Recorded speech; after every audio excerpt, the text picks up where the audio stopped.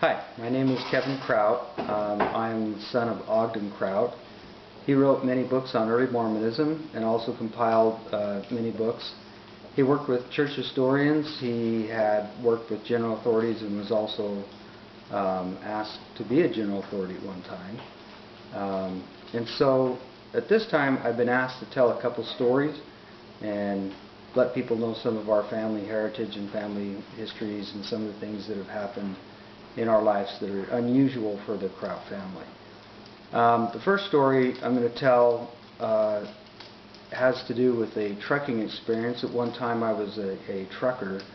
I had my own truck and ran back east and all over the country.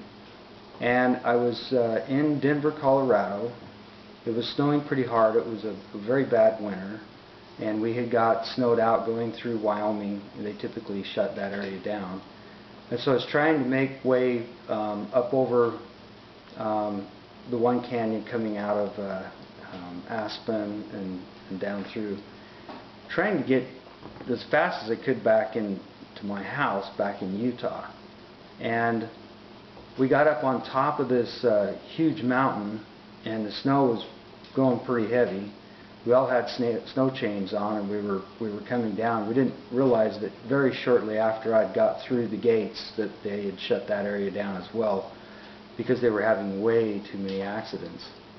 And as I was pulling out, and I was pretty new to this business. I'd only been doing this for maybe 6 months to a year, and I felt pretty uncomfortable in snow anyway because I was originally raised in Arizona.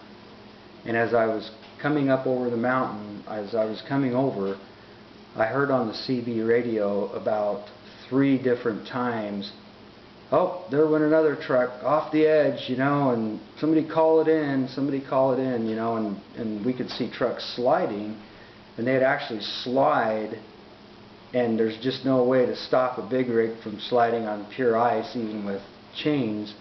And they would just slide right off that hill and down into that huge canyon, and you know, and of course they'd have to come rescue them. And I was just scared to death, and I began praying and asked for Jesus to come and help me.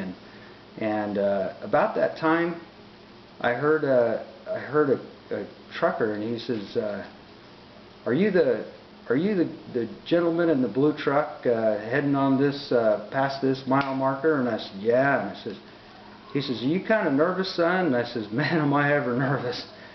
And he says, "I've been doing this many, many years, son." He says, "Just hang on and listen to everything I say and don't do anything different." He says, "I want you to test your trailer brakes right now." And I says, "Okay." And he says, "Pull on them and let's see how they pull." And I pulled on it, and it slowed them down. And he said, "Okay, now you got that feel." He says, "Now let's go a little bit slower." So I went a lot slower, and he says, "Now you're going too fast. I want you to go a little bit slower." And so I slowed way down. It seemed like I was going about 5 to 10 miles an hour, just barely creeping around that canyon. And every single turn, every single way, he had something to tell me. And he says, "Be very careful of this and very careful of that." And he'd say, "Where are you from, son?" And he was an older gentleman, I could tell, and very wise, and he had a very comforting sound to his voice. And so I said I was really scared coming down this canyon because so many people, and there was one truck that went past us and went up further around, and then we heard another trucker, and usually about, you know, the furthest most CB radios you can get is maybe 4 or 5, sometimes if you have boosters maybe further than that. So we knew he was kind of in the vicinity ahead of us, and he was going way too fast, and he went off the edge. Another trucker said that, "Oh, the big red truck went off the edge, you know, at mile marker this." And so, you know, people were calling in cell phones. We were just trying to get down the hill. And I got to the very bottom, and I was just so thankful. I remember thinking in my mind how grateful I was for this individual. And I turned back and I said, "You know, I want you to know just how thankful I am for you to show up right at this time to help me out."